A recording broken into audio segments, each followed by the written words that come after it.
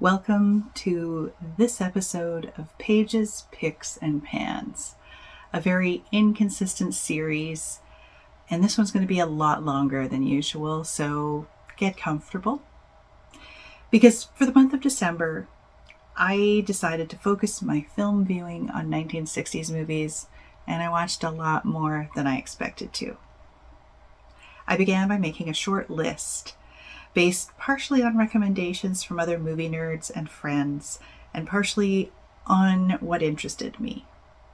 It had well over 30 films, which felt a little bit too ambitious considering I had performances, work, and the usual holiday parties to navigate. But then I got into a habit, and eventually I hit over 20 by Christmas, so I decided to push through to get 31, one for each day of December. And while I didn't watch them all one per day, I did watch the first one on December 1st and the last one on the 31st. I watched at least one and not more than 5 titles from each year between 1960 and 1969 inclusive. I watched a range of genres, both English language and dubbed and subtitled foreign language films, everything from Academy Award winners to cult and trash. I even managed to squeeze in some holiday fare with both explicit Christmas films and movies that are associated with the season. And I made sure that there was some woke content. Anything with LGBTQ titles, films that focused on sex work, prison reform, justice, political philosophy, and more. I went into the month determined to watch 2 films that have been lingering in my physical media unwatched, and I didn't watch either. I'll get to them one day. Probably. All but one of these I watched on one streaming service or another. I relied heavily on Canopy, which is a free service provided by my library and probably yours too. But lots were ad-supported services, including Tubi, Roku, and Plex. One was available on a cable channel on demand, and a few more I watched on YouTube, Prime, and Criterion. If you want to see all my ratings in one place, I'm on Letterboxd as Trivia Queen. I'm also going to list all the titles alphabetically in the video description. Along the way, as I talk about films, Editing Page will be adding title cards rather than film clips. These were photos I took with my phone of the TV screen, so they're basically garbage, but this is a hobby, not a job. I haven't really figured out how to cover everything. So do I go through them by rating? That's probably not going to work because the majority of them got 4 stars. How about alphabetically? Or chronologically by date watched? Or by date released? Group them by theme, by genre? I don't know if any of those are interesting. So bear with me while I jump around a bit and try not to repeat myself. But let's start with the woke content. 2 of the titles on my Canopy shortlist were The Queen from 1968, which is a documentary film showcasing a drag queen competition in New York in 1967, and Funeral Parade of Roses from 1969, which is an amazing art house film that almost defies description from Japan, about men who are drag queens, sex workers, and even a few who've transitioned to live fully as women. The Queen is basically Drag Race 1967 style. 2 decades before Paris is burning. It's remarkable that this footage survived, and I'm grateful to those who remastered it and saved this history. 4 stars. Funeral Parade of Roses is part drama, part documentary, possibly staged, but no less vulnerable and raw. in part satire in the vein of Warhol, with a film within a film being created by a 60s style hipster poser. In the end, it's tragic. 4 stars with an added content warning for some graphic violence and strobed images. One film I found accidentally was The Victim from 1961, a drama from Britain at a time when acts of homosexuality were still illegal and men were routinely blackmailed to stop the truth from coming out. I started watching the film because it had a noir vibe, but when I realized what the actual subject was, I was pretty riveted. And incidentally, the lead actor was a closeted gay man at the time of filming, adding a very real layer to this one. Another 4 stars here. Editing page here. Obviously, you can tell from this video that I was reading from a script, which is not something I normally do, but I'm not going to redo all of the time I spent recording this, so you're stuck with it. Also, this is a clip because this is where my microphone totally cut out and I had to restart, so it's a little off kilter. Forgive me, deal with it, on we go. A genre unique to the 60s was the roughie, which followed the nudie cuties of the 1950s and preceded the sexploitation films of the 70s. I stumbled on one of these in the film The Naked Kiss, 1964.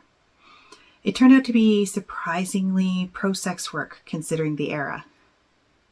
It opens with a sex worker beating her manager pretty brutally and taking what she says she's owed. During the struggle, her wig is torn off and revealing a bald head. As the opening titles roll, we see her defiantly put her wig back on, gather her dignity, and walk out. Trying to start over, she meets a cop who tells her his town is too nice for her and directs her to a brothel across the county line. Instead, she takes a job at the hospital and blends into the nice town.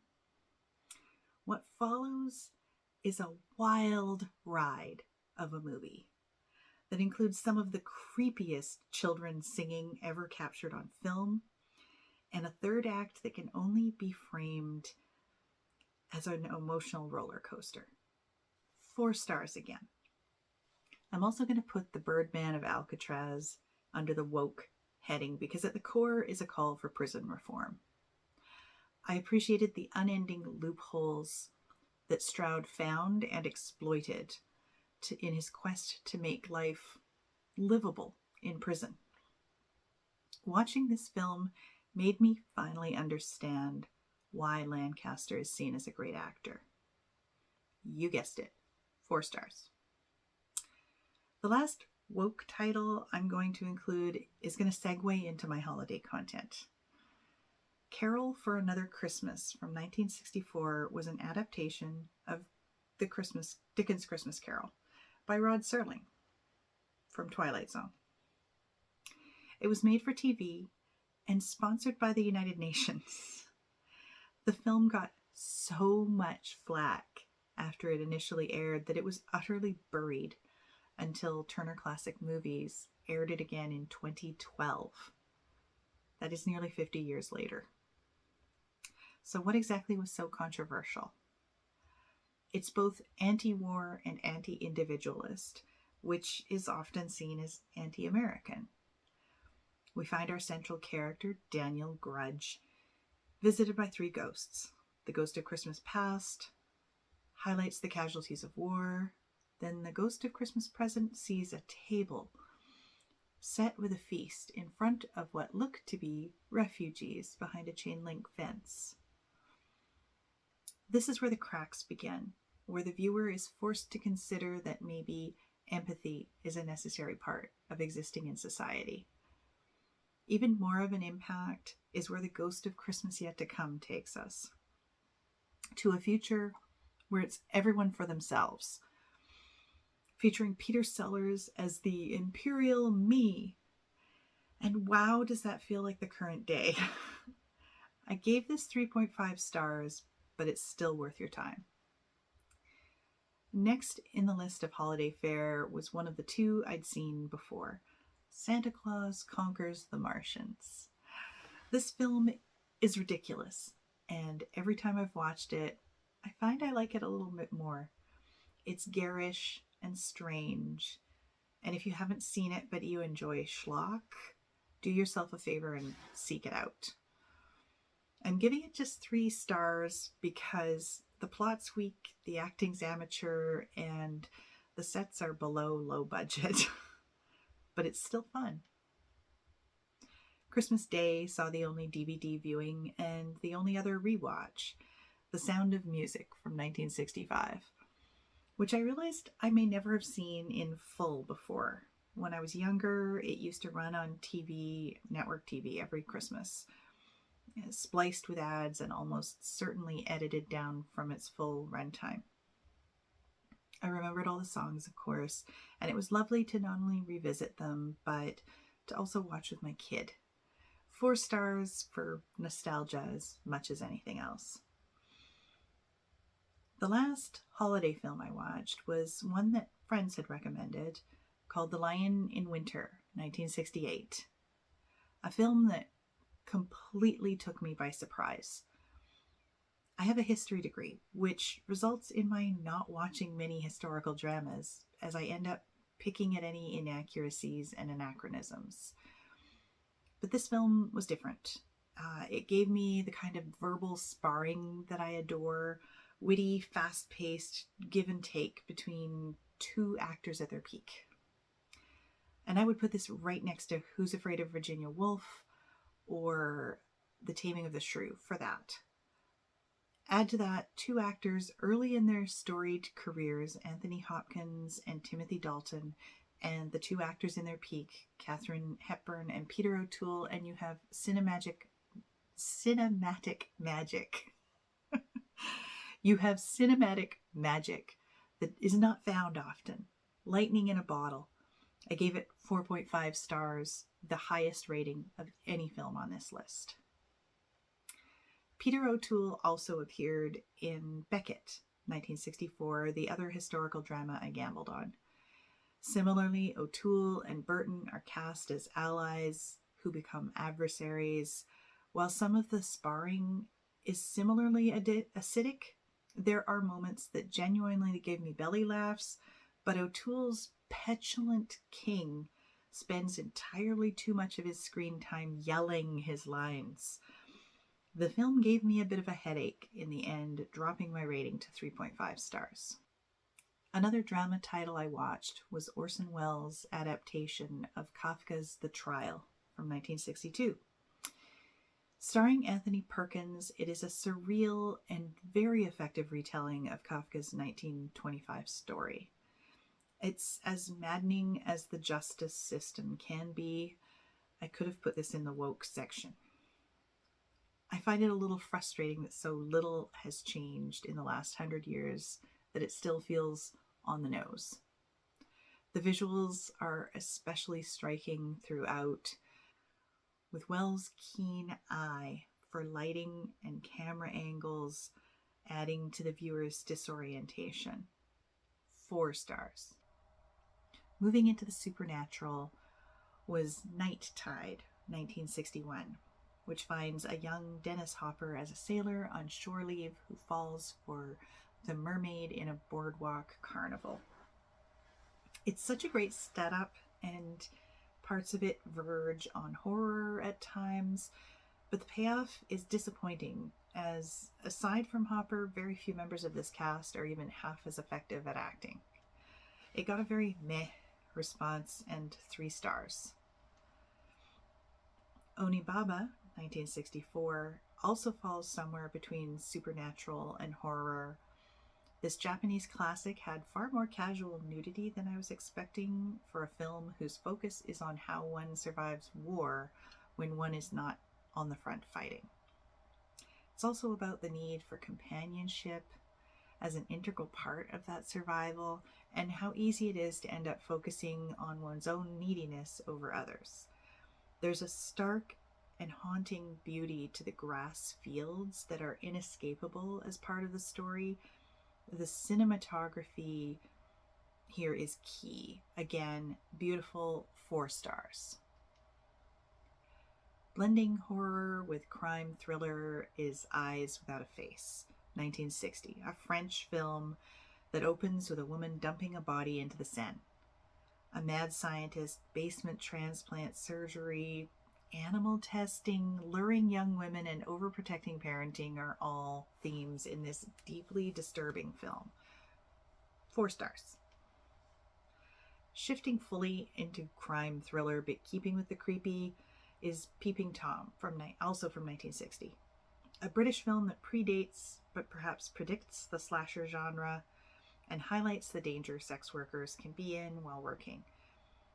Film and the act of filming are at the center of the depravity showcased here. My initial note is simply creepy AF, and that's probably as good as anything else I might say. 4 stars. Continuing in the crime thriller vein is Purple Noon, 1960, again. An adaptation of Patricia Highsmith's The Talented Mr. Ripley. The 1990 adaptation is one of my all-time faves, and so I was curious how this earlier version might play out. It's every bit as beautiful and tragic, and I'm certain that at least some of the cast of the 1990 film watched this one. 4 stars. Next up is The Thomas Crown Affair, 1968. While I was familiar with the Pierce Brosnan film of the same title from 1999, I had no idea it was a remake of this stylish Steve McQueen film. I'm convinced George Clooney took many notes from this film rather than the original, which is Ocean's 11, for his portrayal of Danny Ocean, if you want to get an idea of the kind of smooth that McQueen is here. I went in with low expectations and they were brushed aside fairly quickly. This film is a great addition to the long list of heist films I've enjoyed. 4 stars. I wasn't sure where to put Casino Royale, 1967, but I'm going to tuck it in here with the crime thrillers as we start to blend into comedy. I knew this Bond film was an outlier, but I was not prepared for how terrible it would be. I honestly felt bad for David Niven being cast here, along with many other big names. In all honesty, I could have gone the rest of my life without seeing this utter waste of celluloid. At 2 stars, it is almost the lowest rated film from the month. I chose the Notorious Landlady, 1962, as a palate cleanser after the film that was the worst rated. It's coming, I promise. Stay tuned. Because it stars Jack Lemmon, who I love watching in almost anything, this film gets a little too slapstick, but nonetheless is an entertaining mishmash of crime and rom-com. 3 stars, as it did the job of lifting me out of the funk I was in. A similar combo of crime and rom-com is found in Charade, 1963, which I was certain I had seen before because I've watched most of Cary Grant's biggest films. He and Audrey Hepburn here are at their peak in this silly, fun film full of plot twist after plot twist. Incidentally, this is the only film from 1963 I managed to watch, but I picked a pretty great one. 4 stars. I'll be revisiting it for sure. Dipping into comedy with music, I couldn't go the month without a Doris Day picture. And I found Glass Bottom Boat from 1966, whose cast is filled out with 60s comedy staples like Paul Lynde, Dick Martin, and Dom DeLuise. Day sings, of course, and is her typical plucky self, but this also features a subplot of Russian spies and NASA rocket scientists. It's a wonderful time capsule of the era and a fine way to spend about 90 minutes. 3.5 stars. Another musical comedy group I couldn't ignore was Elvis movies, since he made so many in the decade. I picked Clambake from 1967 almost at random, and it's now my favorite Elvis movie. It's based on a Prince and the Pauper setup with Bill Bixby as his rival, and Elvis does science. Plus, there are some great singing and dancing sequences. The title track is an absolute hoot when they get to that scene, and it ends with a speedboat race. I will be tracking down a copy of this for my collection. I gave it 4 stars, but your mileage may vary. I ended up watching more Elvis on a day I needed a pick-me-up. Not a comedy, but a concert film, I guess. Elvis, the 1968 comeback special from 1968, obviously, was made for TV, and it aired on NBC and got a 42% Nielsen share. It was his comeback after spending most of the decade making movies, and if you know anything about the behind-the-scenes shenanigans between Colonel Tom Parker, the network executives, the director, and of course Elvis himself, it makes sense that this is a stylistic pastiche that veers wildly in several different directions. Nonetheless, it is an entertaining, if disjointed mess, assuming you like Elvis's music, which I do. 4 stars. One of the films I decided I needed to see was The Producers, 1967. Now, I am not a fan of Mel Brooks. His humor does not vibe with me, so this has always been low on my list. And despite the number of times that it's referenced, I've now seen it, but that was a slog. Aside from one of the musical numbers, the choreography of which made me laugh, I spent most of the film rolling my eyes. 3 stars, but I've seen it. Okay, what's left? A documentary, a couple of westerns, an animated feature, and some sci-fi fare. Let's just do them in that order. The documentary is a strange one. The Exiles from 1961 seems to be a blend of staged dialogue and possibly situations, but with real people in real places. The subjects are a group of Native Americans living in Bunker Hill in Los Angeles, and the focus is how their lives differ off the reservations. It's not a coincidence that the film opens with the staged photographs that Edward S. Curtis took of Native Americans. This one was difficult to watch, as it borders on exploitation without quite reaching that point. 3.5 stars. On to the westerns, starting with Django. 1966 spaghetti western. It's been on my watch list for several years, and it is a great example of that genre. It's also a stark reminder that revenge isn't always what you think it will be. But a solid 4 stars just for the reveal of the contents of the coffin that he's dragging around. I didn't come back to westerns until the last day of the month when I watched 7 Women, 1965. It was John Ford's last western, and it was set at a remote missionary post in Mongolia in the 1930s. The production is full-on soundstage set, which makes it feel especially disingenuous.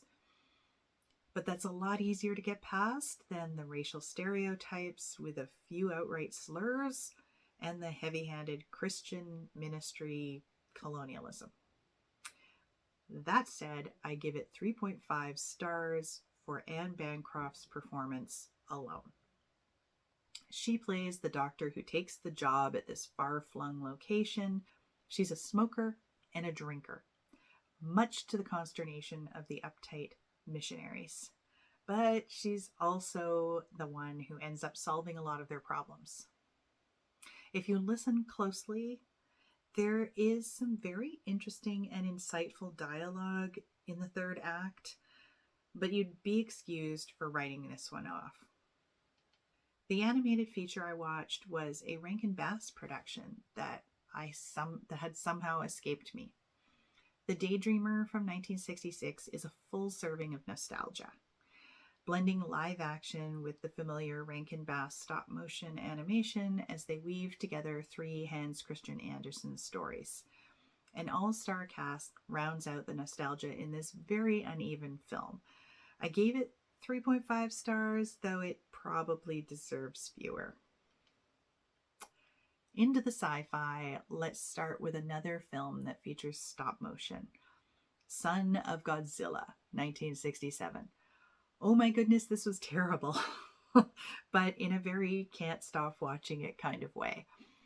Godzilla's son kind of looks like a chicken nugget or misshapen potato with a face and legs and makes the weirdest bleating noises.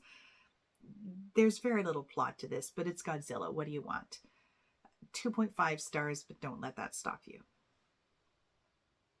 Okay, there are 2 films left, and this next one might surprise you as my pick for the worst film I saw this month, garnering a lowly 1.5 stars.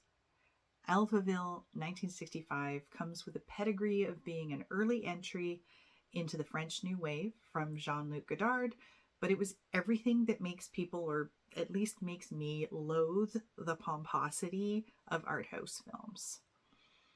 Purportedly sci-fi, this alternate future finds us in Alphaville trying to solve some sort of mystery. While surrounded by oppressive agents, all-seeing computers who talk with one of those throat cancer voice modulators, and being constantly hustled by seductresses. They have levels, which I guess makes them legal comfort women of some sort. I actually ended up yelling at the screen for the last 20 minutes of this film because it made no sense, but I really wanted to see if there was a twist that paid off. There was not. I hated this so much that it's going to be a long while before I am able to tackle anything else in Godard's catalog or even other French new wave. Like Alphaville poisoned that stream for me. Okay. One of the films I watched early in the month was the French-Italian co-production called The 10th Victim, 1965. Set in a future after the Third World War, where it was acknowledged that humans are naturally violent. So there was kind of a legalized murder. There were rules and restrictions, of course. Anyone could volunteer to sign up, but they had to agree to alternate between the hunter and the hunted. Those who make it through 10 rounds would get a large cash prize. This is one of those retro future films where the future is undeniably the aesthetic of the late 1960s, early 70s. It feels and looks a lot like Logan's Run. It was based on a sci-fi story called The Seventh Victim, which is all of 12 pages long. I found that story and read it after seeing the film, and I think they did a good job of adapting the concept, albeit with some significant changes. The 10th Victim is not a great film, but it is interesting, and more so if you've read the source material, I think. I gave it 3.5 stars. So there you have it. 31 films from the 1960s. I think I covered a pretty good range. I'd love to hear your take on any of these, whether you agree or disagree with me. And with that, I'm going to go and watch something a little newer. Thanks for watching.